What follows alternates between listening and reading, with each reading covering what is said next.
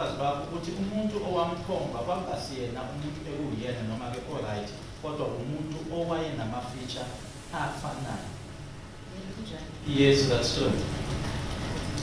The person that you were identifying or pointing out in the identification panel, was it the first or the second intruder?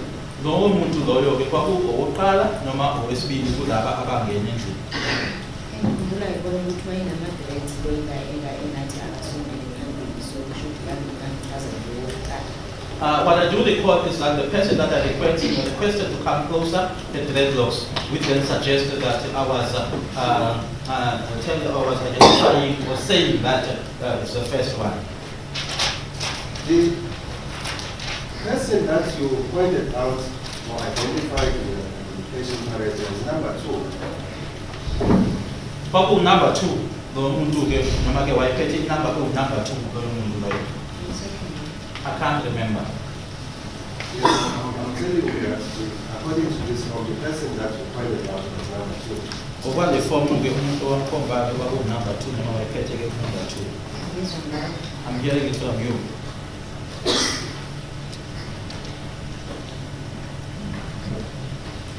I'm in possession of the photo album which was taken during the identification period. This was provided at the police station at the commandant of Roma. Isiphethe noma ngasoke phambi kwami isithombe leso ke sanga lelo langa lelo.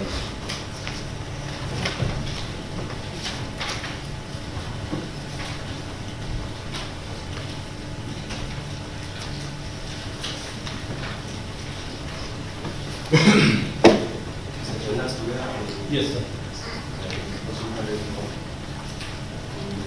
What's one album? A72. Then go to page, sorry, not page, photo 12, 13, and 14 of the photo album. Ma'am, for the record, the person that is depicted there on those photos, that is photos 12 and 14, is the person you pointed out in the identification file and the 29th of October. Nomuntu ke okule ithombe izathu 12, 13 kanye no14 uyena ke umuntu wamkhomba ngale langa le yange 29th of October 2014. You confirm that that person is holding number 2? Uyavuma ke ukuthi lo muntu lona uphethe number 2. Yes, I can see the person is carrying number 2. You just said in one of your responses that you pointed out the person who had dreadlocks. Is that person wearing dreadlocks? Uqeda ukushobe kwenye yey'mpendulo zakho ukuthi umuntu wamkhomba wayenama-dreadlocks. Ngabe lo muntu lo okule ithombe lezi ey'ntathu unama-dreadlocks yini? Yebo, abanawo, kodwa into engiyaziyo ukuthi kwakunesizathu sokuthi ngimlise la ngaphandle. Ngoba ukubona facial features mnyamanyana, kunama-contours as well. Akhona ama-similarities kungewona ama-dreadlocks wona. Yes, it doesn't have dreadlocks, but there were reasons as to why I requested for the person to come closer. There are some features, the contours, his complexion, but it was not only the dreadlocks. No. And the point I'm getting at, you said the person that you pointed out last time had dreadlocks, which necessitated me to go to the photo album and point to you that the person that you pointed out does not have dreadlocks.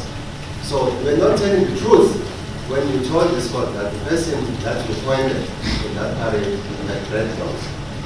Engizakubona mina ukuthi kwenye iy'mpendulo zakho uthe umuntu owamkhomba ngaleli langa wayenama-dreadlocks. Yilobo-ke okungiphoqa ukuthi ngihambe-ke ngive i-album le phambi kwakho manje ngikhombeke ukuthi lo muntu lo olapho lesithombe akanawo ama-dreadlocks. Okusho ukuthi akusona iqiniso olukhulumile. Okokuqala advocate sekudlula iminyaka ewu-8 ama-details amanye ama-minor details angabalulekile kangako according to me. Let's go with it. What you must recall or remember, advocate, that it's been 8 years.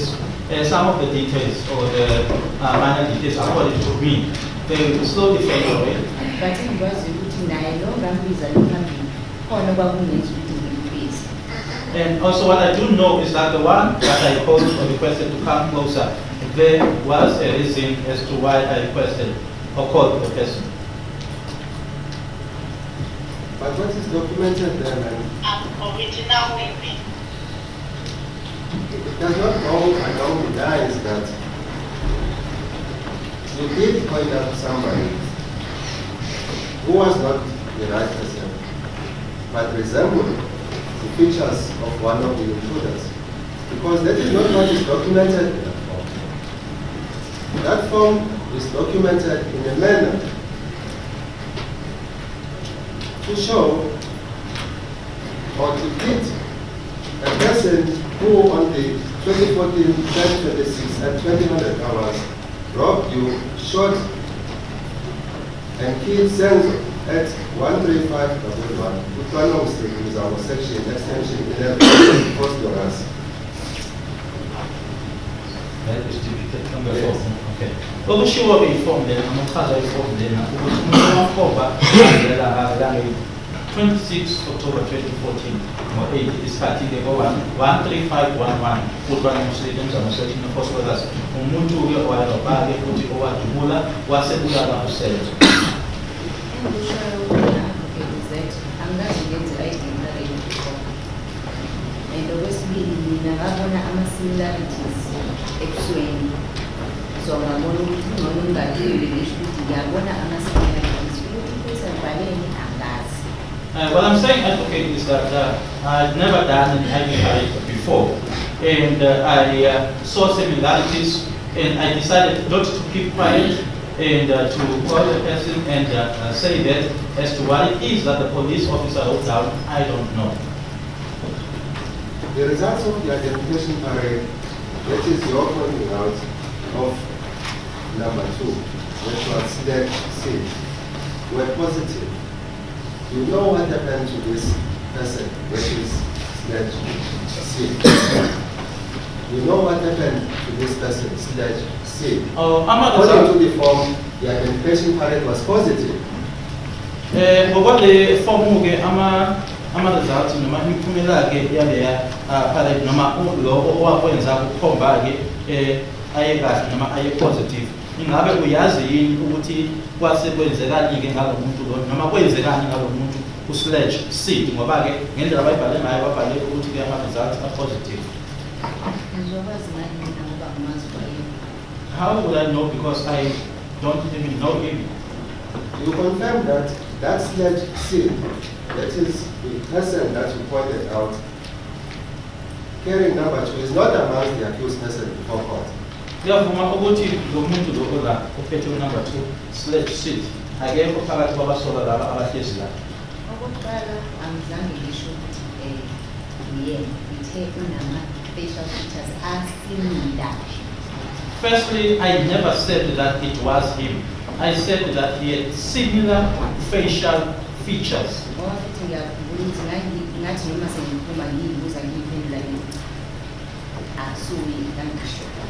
Because even on my way out, as I was asking myself questions and also responding or answering myself, I said, no, it's not him. I was certain. And then what I go now, ukuthi amaphoyisa abophile ababophile ngoba kukhona ubufakazi. And what I know or what I believe is that the police arrested the people that they arrested because there's evidence. Angeke bamane babasuke. Even if they avoid, they would never just go after them or run after them. Then I must ask you to stop giving this court long-winded question. Just stick to the question that I asked you. I've asked you a simple question. That sledge C is not amongst the accused person before court. Yes or no? Zocela-ke ukuthi uyeke ukuthi inkantolo yena unikeke impendulo ezinde ukuthi nje uhlale-ke ugxileke embuzweni okuzile uzile ukuthi This is already answered. I'm not sure she's already answered.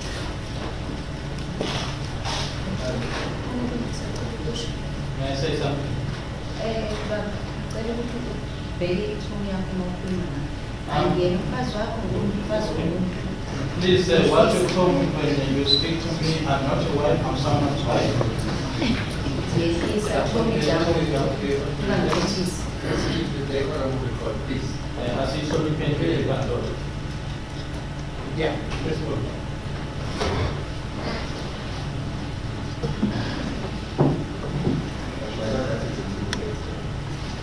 I would say it's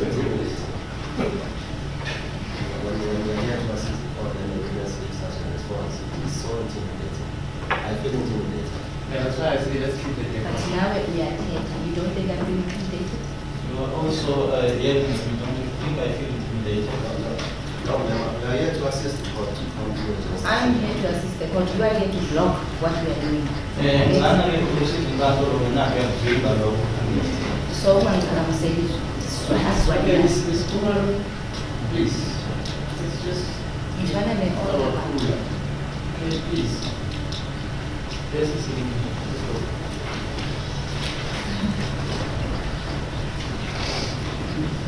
So you're going to request that this doesn't include us. Let's see. Number two, it's not amongst these accused. Yes. Yes, it's and I must put it to you, ma'am, that you have this tendency of pointing out a wrong person within it. Okunye ukuthi angikusho-ke ukuthi bekunale tendency nje ukuthi kukhombe nje noma kanjani-ke abantu abarong. Angihlanga and angaze ngikusaphayithi kunje ukuthi khona ukuthi engibonayo before. I'm not mad to say I've never went to a psychiatrist and where the psychiatrist told me that there was something wrong with my mind or with my eyes. That which I see is red.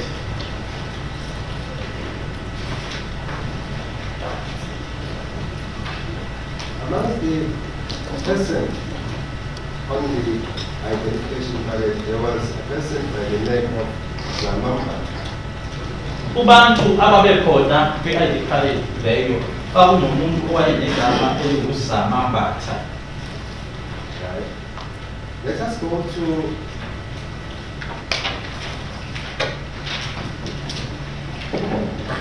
photo 5, 6, 7 of the identification card form. Sorry, of the identification card. This is the photos of the identification card.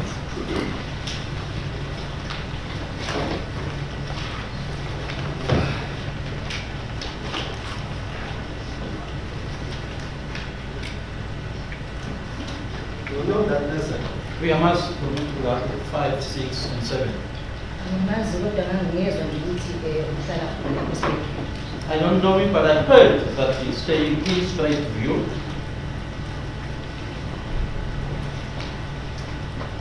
That person refers to an affidavit to the effect that you knew him. The one in the picture. Yes. Lo muntu lona unestatement awasenza athi kusona uyamazi. Njengoba wazi-ke ukuthi umndeni wami is very popular. Mhlawumbe yena wazi mina ngimazi. As you would know that my family is very popular. Maybe he knows me, I don't know him. According to this person, as I alluded to the fact that he had made a statement. The statement reads as follows. I was working at Mr. Mpanza car wash at Zandile section. Zandile Khumalo and Senzo Meyiwa used to drop their cars there at the car wash. They would leave the cars and I would wash them. Futhi wayesebenza kukawash abampandla khona lapho-ke e-straight view umzamo uKelly Khumalo uSenzo kanye noZandile babevamise ukuthi balethe iy'moto zabo ekawash bayishiye iy'moto zabo ngiyiwashe. Okokuqala ngaleso sikhathi bengenamoto, so iyona imoto engangiyise eKawashi. Firstly, at the time I didn't have a car, so which car is it that I would take to the car wash?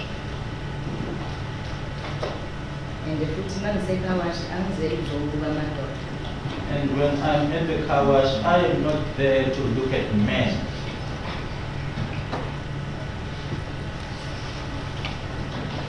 His statement further goes on to say the following: Kelly Khumalo, Zandile Khumalo, knew I did not kill Senzo, but I did not come to tell the police about how I have been washing their cars. Qhubeka sithi ke uKelly Khumalo uZandile Khumalo bayazi ukuthi angizange ngimtulale uSenzo futhi ke ababatsheli ke noma abawatshela amaphoyisa ke ngokuthi ke babevamise ukubaletha imoto ekhawashi. So is that one of the witnesses, Mr. Report? He's on the witness list, but we don't want to call him. So, yes, but what do you do about that evidence? And when you call him, you say it says Yes. something. You are going to call him. Yes. Fine.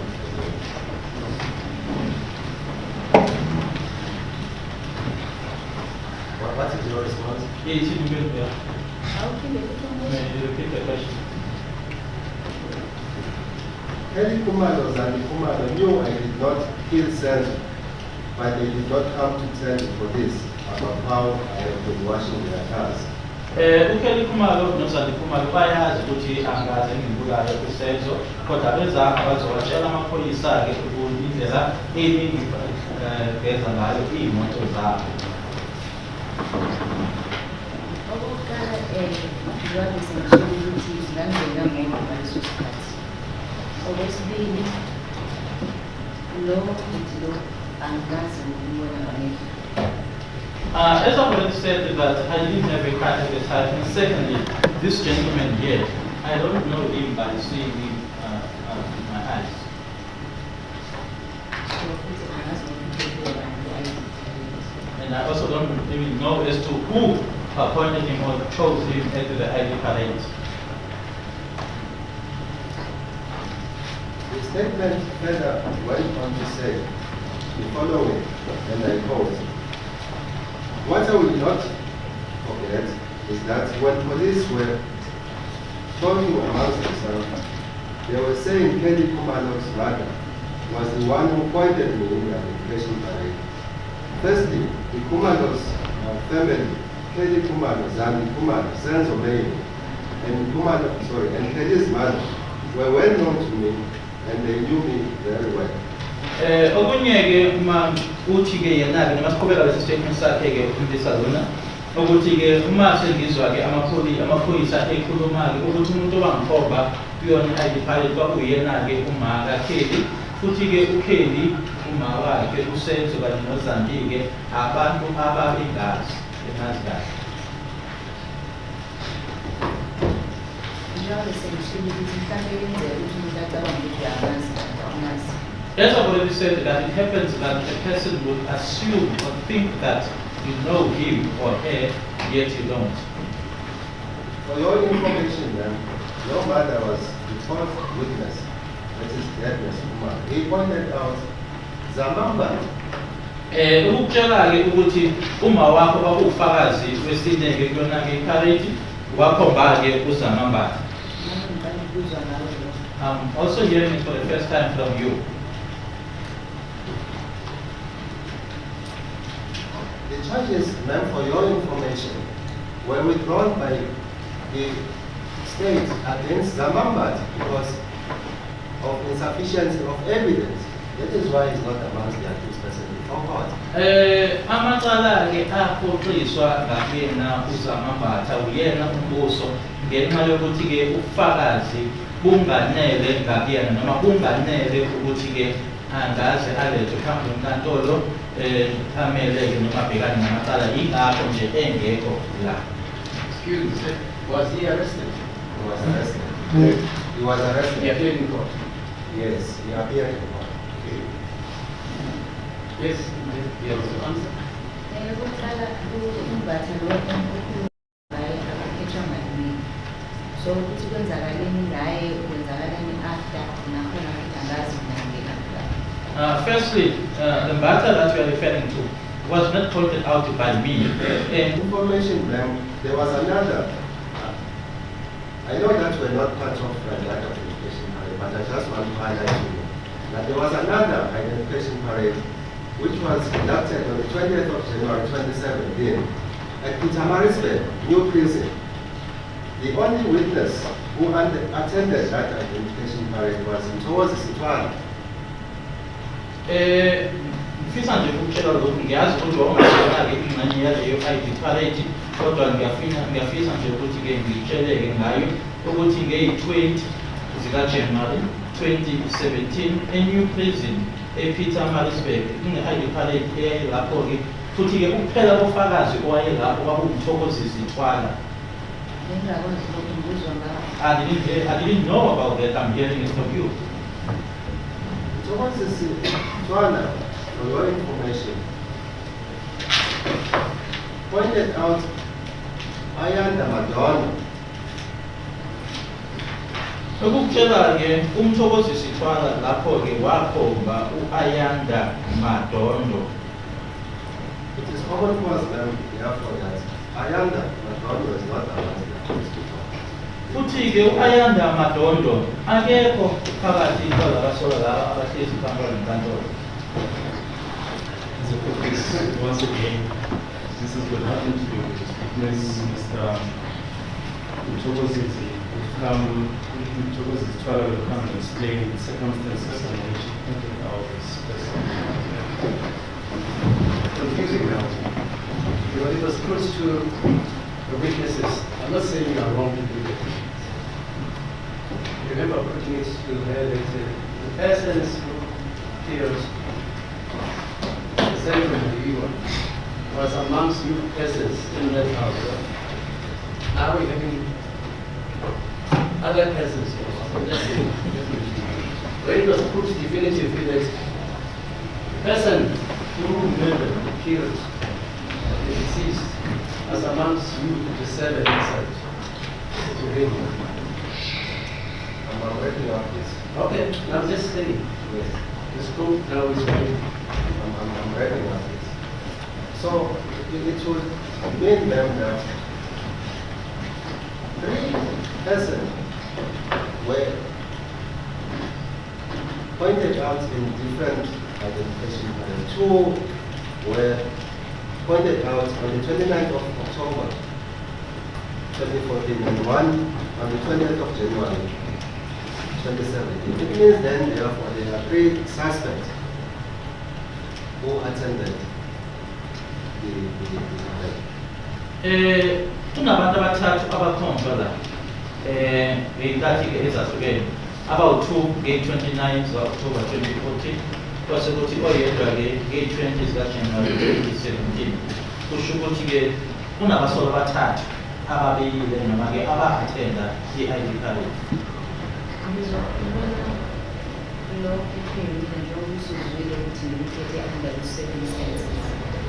I'm going to speak on behalf of the one that was pointed out by myself, and as you've already heard, as to under which circumstances did I point the person out. So I appeal simply because of features. And I repeat it, that I pointed out the person, I chose the person simply because of the features, but I was not saying that it's him. Then I will put it to you that, as I indicated or put to you earlier, that you and other witnesses, which is your mother and towards Thwala, had this tendency of pointing out an innocent person within it in order to avoid a suggestion which I'm going to make to you, that the deceased was killed by a person who was in the house, and there was no robbery there, and he did not shoot at himself. Ngizophinda ukutshilo ngaphambilini ukuthi wena kanye nabafakazi-ke wena uma wakho kanye-ke nomthokozisi Thwala belingalenzo nje yokuthi nikhombe nje noma kanjani-ke abantu abamsuka noma abantu-ke abangenzanga lutho.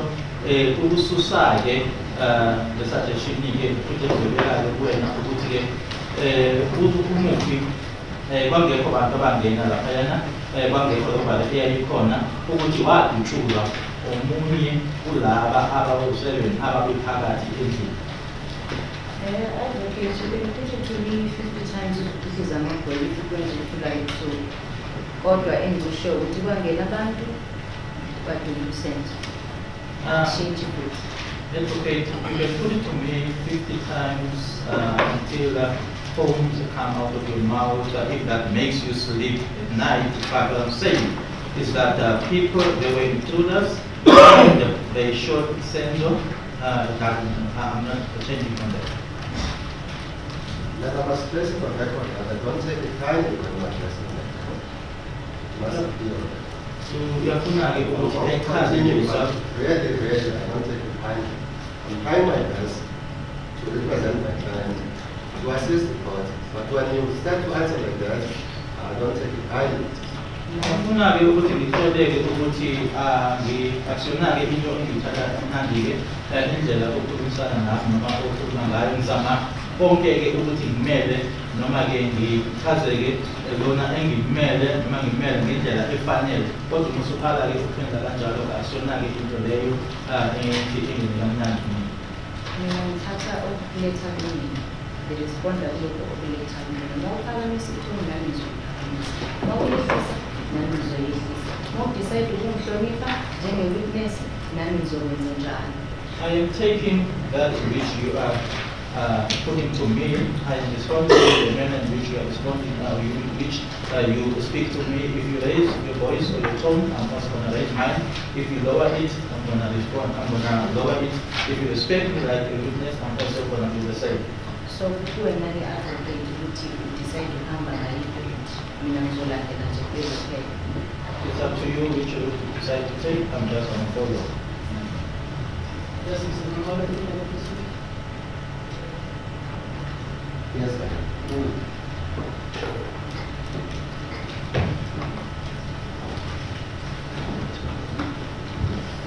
Then I'm going to take you to the statement of your sister, the paragraphs that are of relevance for purposes of my cross-examination are 8 and 9. It's not a mouse. regarding this Khumalo, We've already intimated to the defense that we, at this stage, there is no intention. So I will let Mr. Khumalo case. The defense will bring an application to call him.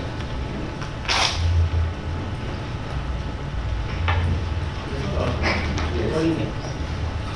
Because the state says that indicated to the defense that they are not calling dead. I'm putting a statement to this witness for that reaction.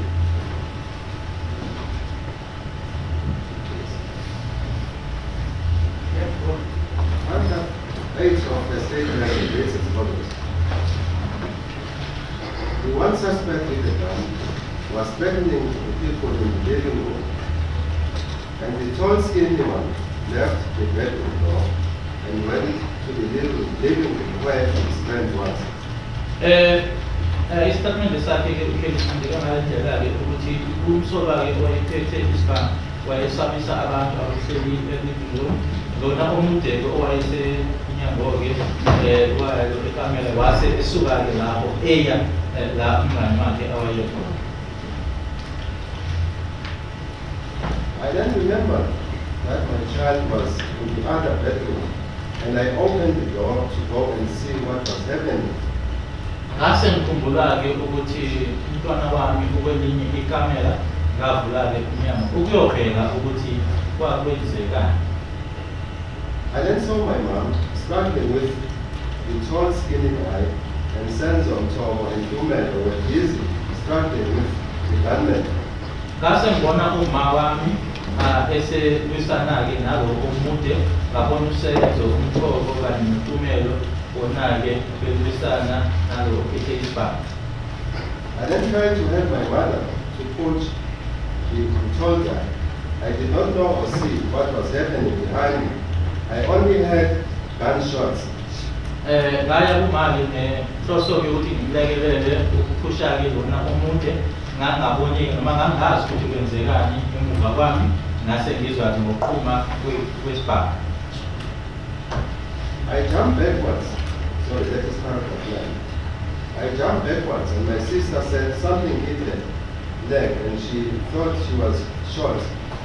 Ngase ngibuyela ngamaxesha emuva-ke wasethi kaDwethu-ke kukhona okushayile ucabanga ukuthi udushuliwe. I then saw Senzo running backwards to me, trying to grab me. I grabbed him, but I could see that he was weak. uSenzo-ke wasebaleke ehlehlela umuva-ke eza kumina-ke ngase ngimbamba kodwa ngibona ukuthi uwi. He fell into my arms. There's no way where he stated that the deceased was found backwards.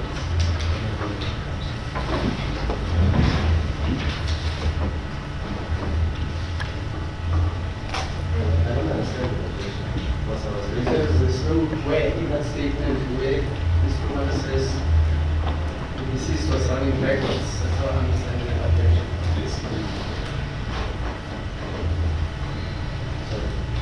What happened? Maybe like yes, I read it. So I then saw Senzo running towards me, trying to grab me. Ngabona-ke uSenzo ebaleka eza kumina ngazama ukuthi ngimbambe. I grabbed him, but I could see that he was weak. He fell into my arms, and I saw a spot of blood on his back, and I turned him over. I saw a lot of blood on his chest. Ngambamba-ke ngabona-ke futhi ukuthi unegazi la ngasemuva ngase ngimguqula.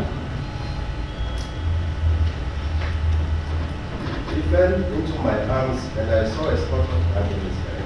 Wow, When I well, that- turned him over, I saw a lot of blood on his chest.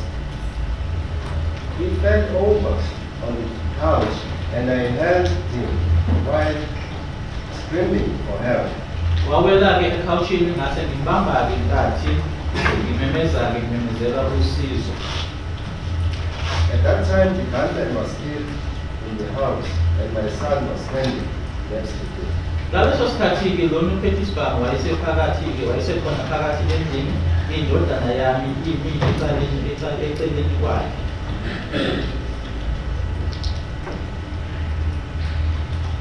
And you confirm that throughout this conference, the firing of gunshots took place in the kitchen.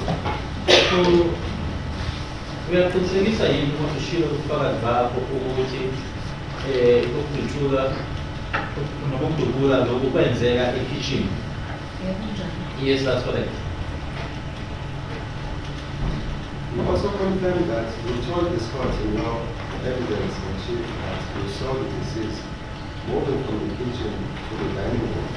Okunye futhi ukuthi wabona umufi esuka ngasekitchen eyakhona e-dining room.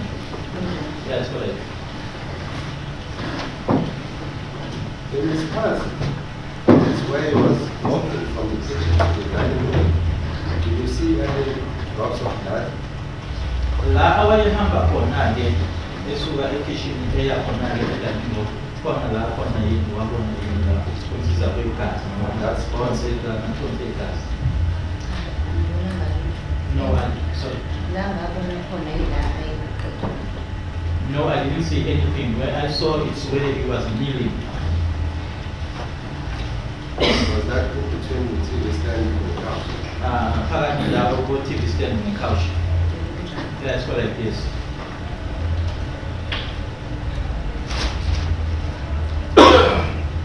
Is it correct that according to this statement by your sister Kelly, it suggests that the struggle ensued in the dining room?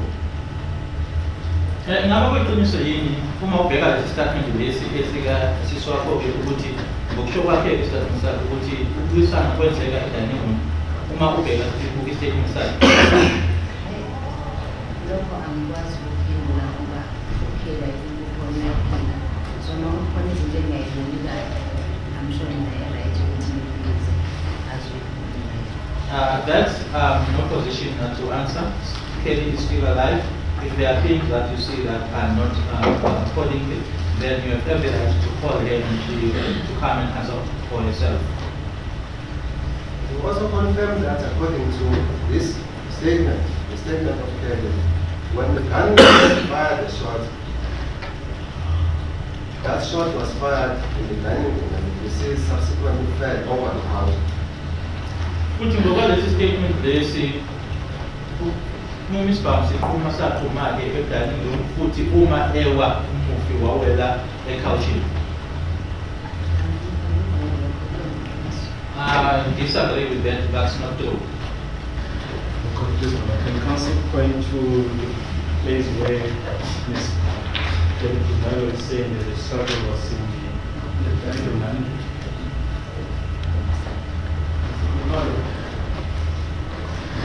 Actually, there's no way the question of that statement that Ms. Khumalo and the struggle was in the dining room.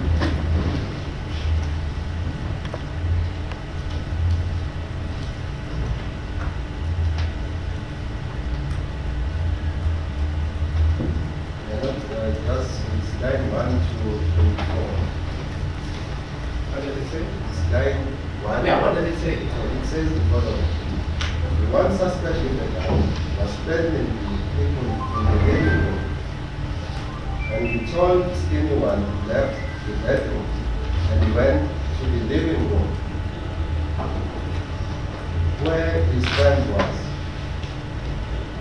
I then remembered that my child was in the other bedroom, and I opened the door to go and see what was happening. I then saw my mom struggling with the tall skinny and Senzo Meyiwa whom I was busy struggling with gunmen. I then tried to help my mother to push the tall guy. I did not know or see what was happening behind me. I only heard gunshots. Where does it say the struggle was in the dining room? That's no objection. You say that is not the statement. What you have read so far, I'm suggesting. With due respect, the first part of the statement of that Well, read question. the second one, please. Read it. This the objection is that it's not there. But it's